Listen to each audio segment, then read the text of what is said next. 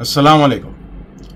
मुस्लिम world population 2024, मुस्लिम world population 2024 की report के हिसाब से सारी दुनिया में इंडोनेशिया के बाद दूसरे नंबर पर सबसे ज्यादा मुसलमान आबादी हिंदुस्तान में है।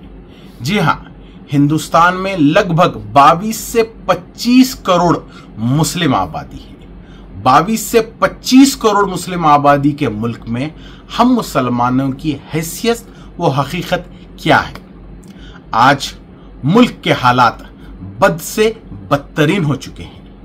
हमारे मसाजिदों को हमसे छीना जा रहा है, हमारे मदारिसों को तोड़ा जा रहा है, हमारे घरों पे बुलडोजर को चलाया जा रहा है, हमारे लड़कियों के सर पे से हिजाब को छीना जा रहा है, हमारे नौजवानों को जेलों में ठोसा जा रहा है, हम मुसलमानों की आवाज को दबाया जा रहा है। आज हमारी शिनाख्त को मिटाने की कोशिश की जा रही है, बल्कि मैं तो ये कहूंगा कि हम मुसलमानों के वजूद को ही खत्म करने की एक साजिश की जा रही है। इन हालातों के चलते हम मुसलमान अपने अपने घरों में अपनी अपनी मसरूफियत में हम मशगूल हैं। हमको जब तक एहसास नहीं होता, जब तक कि ये हालात हमारे घर तक नहीं आ जाते, जब तक कि ये बुलडोजर हमारे घर पे नहीं चल जाता, जब तक हमको एहसास नहीं होता। अब हमको इन हालातों के चलते हुए क्या करना चाहिए? हमारी क्या जिम्मेदारी है? सुल्तान सलाउद्दीन अय्यूबी ने कहा कि अगर आप अपने हक को हासिल करना चाहते हो तो ताकतवर बनो। आज मुल्क में हमको अगर ताकतवर बनना है तो आपको और हमको एक सियासी ताकत बनने की जरूरत है। आज 25 करोड़ मुसलमानों की आबादी रहने वाले मुल्क में हमारी सियासी पहचान क्या है? हमारी सियासी पहचान नहीं के बराबर है। हमारी कोई सियासी इतनी ताकत नहीं, हमारा कोई सियासी ऐसा स्ट्रांग रिप्रेजेंटेशन पार्लियामेंट में नहीं कि हम हमारे हक की लड़ाई लड़ सकें। और हम मुसलमान, यूपी के मुसलमान अखिलेश यादव को अपना लीडर मानते हैं। हम मुसलमान बिहार के मुसलमान तेजस्वी यादव, लालू प्रसाद यादव को अपना लीडर मानते हैं। बंगाल के मुसलमान ममता बनर्जी को अपना लीडर मानते हैं। दिल्ली के मुसलमान केजरीवाल को अपना लीडर मानते हैं। और बाकी के मुसलमान राहुल गांधी, कांग्रेस को अपना लीडर मानते हैं। हकीकत यह है, ये हमारे लीडर नहीं है। हमारे मदारिस, हमारे मसाजिद के मसलों पे ये कोई आवाज नहीं उठाते। ऐवान पार्लियामेंट में कभी भी मसाजिद या मदारिस के मसले पे इनमें से कोई भी लीडर ने कभी भी ऐवान पार्लियामेंट में आवाज नहीं उठाई। और अगरचे कि किसी ने मुसलमानों की हक की लड़ाई लड़ी है ऐवान पार्लियामेंट में, तो वो आवाज सिर्फ एक आवाज रही है, वो है बैरिस्टर असदुद्दीन अवैसी। नरेंद्र मोदी के आंखों में आंखें डालकर सवाल करने की हिम्मत अगर किसी में है तो वो है बैरिस्टर असदुद्दीन अवैसी। आज ऐवान पार्लियामेंट में जब बैरिस्टर असदुद्दीन अवैसी एक शेर की तरह दहाड़ते हैं तो पूरे बीजेपी वाले ढीले पड़ जाते हैं।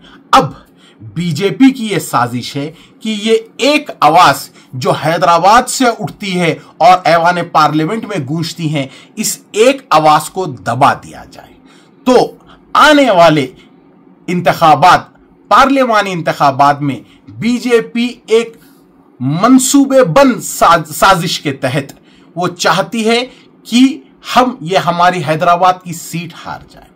अब इस साजिश के चलते बीजेपी हैदराबाद के जो मुस्लिम वोट्स है उसको 3-4 हिस्सों में डिवाइड कर देगी और कंसोलिडेटेड हिंदू वोट बैंक के वोट्स बीजेपी ले लेगी ताकि बीजेपी का कैंडिडेट यहां पे जीत जाए।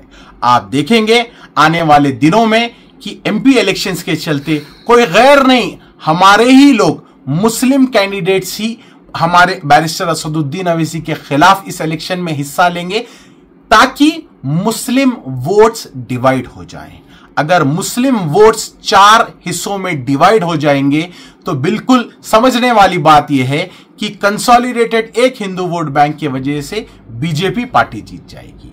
अब ये जो 3-4 लोगों का जो मैं जिक्र कर रहा हूं, जो आने वाले इलेक्शन में हैदराबाद से लड़ने की तैयारी कर रहे हैं, ये इनका सिर्फ मकसद और मंसूबा यही है कि वो हमारी मुस्लिम क़ियादत को नुकसान पहुंचाना चाहते हैं। उनका सिर्फ जिंदगी का एक मकसद यह है कि वो मजलिस को कमजोर करना चाहते हैं।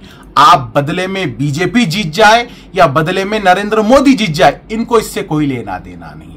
वो बल्कि इस बीजेपी की साजिश का हिस्सा है और उनकी मुहिम में उनका साथ दे रहे हैं। अब आपकी और हमारी जिम्मेदारी है कि हम इन गद्दारों को पहचानें, हम इन मुनाफिकों को पहचानें, जो कोई और नहीं बल्कि हमारे ही सफों में से है।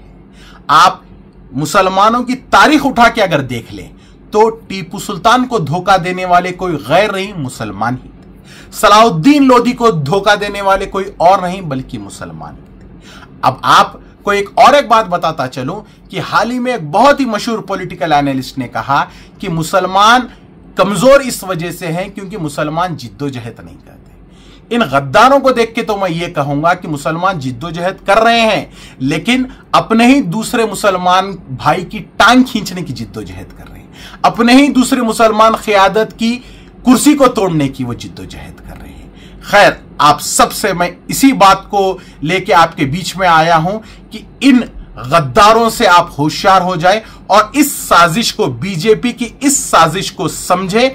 आपकी और हमारी एक आवाज, एक लौती एक आवाज जो पार्लियामेंट में गूंजती है, उस एक लौती आवाज बैरिस्टर असदुद्दीन अवैसी को हैदराबाद एमपी पार्लियामेंट सीट पे हराने की साजिश की जा रही है। इस साजिश का हिस्सा आप ना बने और आपकी और हमारी क़ियादत को मजबूत करें। बहुत बहुत शुक्रिया। अस्सलाम वालेकुम।